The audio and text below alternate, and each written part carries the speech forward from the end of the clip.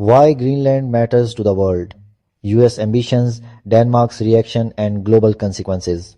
What if I told you that a frozen island with barely 56,000 people could decide the future of global power politics? An island so vast that it's 3 times the size of Pakistan, yet so sparsely populated, this is Greenland. Today, Greenland is no longer just ice and snow. It is power, strategy, minerals, and military dominance. So why is America obsessed with Greenland? Why did the US once try to buy it? Why did Denmark react so sharply? And what could be the global consequences if Greenland changes hands? Let's break it down. Part 1. Why Greenland is so important. 1. Strategic location, the Arctic Gateway. Greenland sits between North America and Europe, right in the Arctic region. It controls key Arctic sea routes. It lies directly between Russia and the United States. It is central to NATO's northern defense. As Arctic ice melts due to climate change, new shipping routes and military pathways are opening, and Greenland sits right at the center. Whoever controls Greenland controls the Arctic chessboard.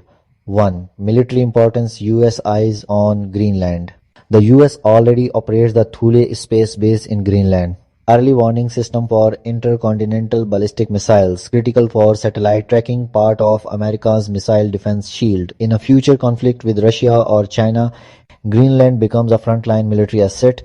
This is why the US doesn't see Greenland as land, it sees it as a security shield. 1.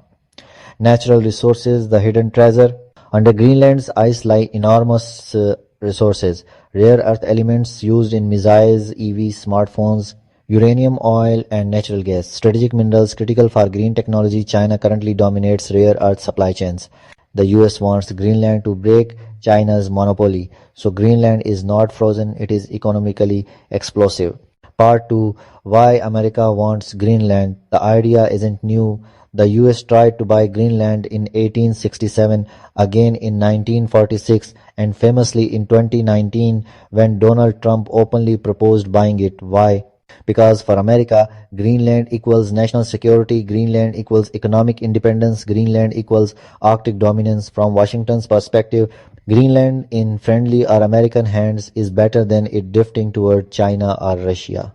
This is pure realpolitik, not charity. Part 3. Denmark's reaction. Why it said no. Denmark's response was firm and immediate.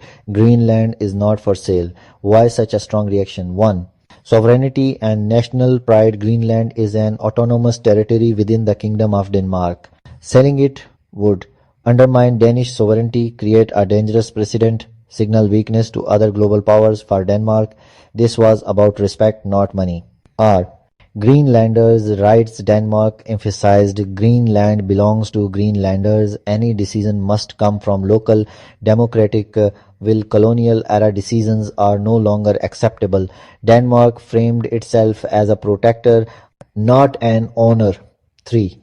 Fear of US overreach. Denmark worries that US control would militarize Greenland further. Greenland would lose autonomy. The Arctic could turn into a new Cold War zone. So Denmark pushed back, not just diplomatically but morally.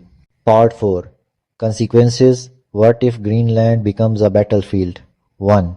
New Cold War in the Arctic. US versus Russia versus China. Increased militarization, missile systems, submarines, surveillance. The Arctic could become the next Ukraine-style flashpoint. 2. Pressure on small nations. If Greenland can be bought, then small nations lose bargaining power. Economic pressure replaces diplomacy. Sovereignty becomes negotiable. This threatens the rules-based international order. 3. Greenland on future. Greenland faces a dilemma. Economic development versus independence, foreign investment versus sovereignty, security versus environmental damage. Its people could become pawns in a global power struggle. Conclusion. Greenland is not just an island. It is a military shield, a resource vault, a geopolitical pressure point. America wants security. Denmark wants sovereignty. China and Russia want influence. And Greenland stands in the middle, quite icy but world-changing.